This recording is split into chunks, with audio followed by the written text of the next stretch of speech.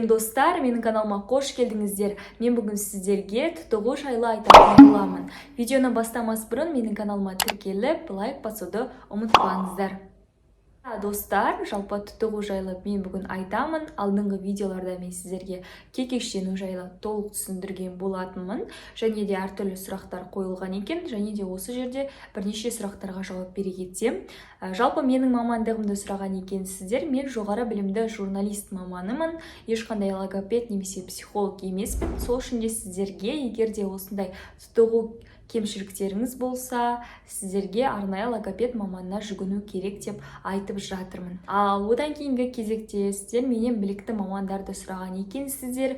Бірақтан да қазіргі таңда мен ешқандай сіздерге білікті мамандарды ұсына алмаймын, өйткені мен олардың қызметімен әлі танысқан жоқпын. Егер де алдағы уақытта мықты мамандарды жолықтырып жатсам және олардың нәтижесін көріп жатсам, онда сіздерге мықты мамандарды мен ұсынатын боламын. Ал әзірге ешқандай маманды мен сіздерге ұсына алмаймын. Осы кезекте жалпы бұл тұтығуға көбісі сұрап жатыр екен, яғни қалай күресек болады, тағы да басқа деген секілді. Мысалы, қалай күресу керек, мен осы тұтығу кемшілігімнің арқасында жылап қаламын, тағы басқа нәрсе деген кісілерге сіздер логопед маманға жүгініңіздер. Сол кісі сіздердің проблемаларыңызды, не үшін сіздер тұтығасыздар, соны анықтап, содан кейін барып сіздерге ем шара қолданып, соның нәтижесінде сіздер бұл кемшіліктен арыла аласыздар. Достар, олай болса, осы бірнеше сұрақтарға жауап бердім деген ойдамын. Олай болса, өзіміздің видеомызды бастайық. Жалпы тұтығу дегеніміз, ол бір сөздің, бір буынның үзіліп айтылуы, яғни қайталап, немесе бір сөздің қайталап айтылуы, осының барлығы да тұтығу процесіне тән құбылыс болып табылады.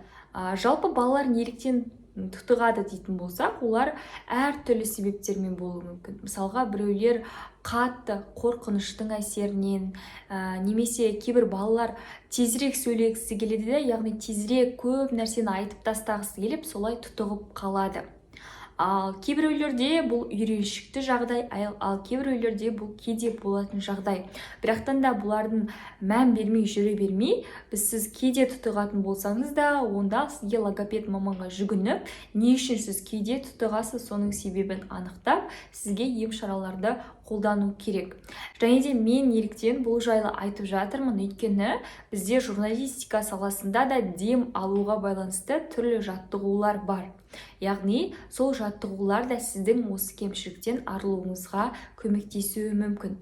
Мысалға, мен әртүрлі осы тұтығудың себептерін іздеген кезде, яғни бір себебін таптым. Бұл бір себеп, мысалға, балалар немесе ересектер болсын, олар кейбір кезде дейді, яғни біз тыныс алып жатқан кезде ғана сөйлей алады екен да олар. Ал кейбір балалар болса, тек қана демді мысалға сыртқа шығарып жатқан кезде ғана тез сөйлеп тастайды да, дем сыртқа шығып кеткен екен тоқтап қалады, яғни үзіліп қалады да, ол жерде тұтығу процесі орын алады.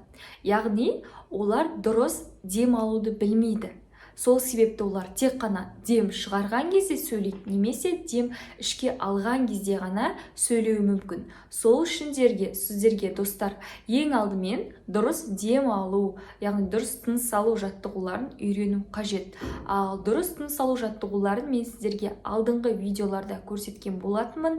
Сол видеоларды қарап, өздеріңіз үйде жасап көрсеңіздер болады. Яғни сіздер дұрыс тыныс алатын болсаңыздар, онда бұл процесті, яғни тұтығу процесін жоя аласыздар. Ал одан кейінгі кезекте ол үлкен бір осы тұтығу процесінің үлкен бір себебі ол қатты қорқыныш екен. Мысалға, сіздер бір нәрседен қатты қорқып қалатын болсаңыздар, онда сізде осы процесс орын алуы мүмкін. Бірақтан да бұл дүниеде мысалға айтады, бір мысалды келтірген екен, яғни балалар мектептен қайтып бара жатады. Мектептен қайтып бара жатқан кезде олар мысалға үлкен бұқаны көріп қорқып қалады да, 10 шақты бала қайтып бара жатыр, солар бұқаны көріп қорқып қалуы мүмкін. Бірақ сол балалардың ішінде тек қана біреуі ғана тұтығу процесі орын алуы мүмкін біреуінде ғана. Яғни біреуі өте қатты қорыққан және оның нерв жүйесі, жүйке жүйесі әлсіз болуы мүмкін. Сол үшін де ол қатты қорыққандықтан сондай тұтығу процесі ода орын алып жатыр. Яғни ол тұтығу дегеніміз ол жай ғана сіздің мысалға жай ғана сол кезде қатты қорқынышыңыздан емес, сізде одан алдында мысалы жүйке жүйеңізде аурулар болса, соның нәтижесінде сізде пайда болуы мүмкін. Мен сол үшін де алдыңғы видеоларда сіздерге айттым, яғни ондай процесс болса, сіздерге психолог маманға да жүгіну керек. Яғни сол арқылы сіздер бұл процесстен толық айығып шыға аласыздар. Ал логопед маманға жүгінсеңіздер де енді сіздердің нақты себебін анықтай алмаса да, жалпы сол кездегі сіздердің жағдайларыңызбен күресіп, толықтай ешқандай тұтықпайтын керемет адам ретінде қалыптасуыңызға көмектеседі. Және де уақытылы негізі бұл нәрсемен күресу керек сіздерге, өйткені ол сіздерде болашақта комплекс болып қалып кетуі мүмкін. Одан кейін тағы да менен бір-екі адамдар сұрап жатыр, яғни бұл тұтығу дегеніміз тұқым қуалайды ма деп. Негізі тұтығу ол тұқым қуаламайды ешқандай да. Яғни сіз тұтығатын болсаңыз, сіздің балаларыңызда сондай болады деген сөз емес.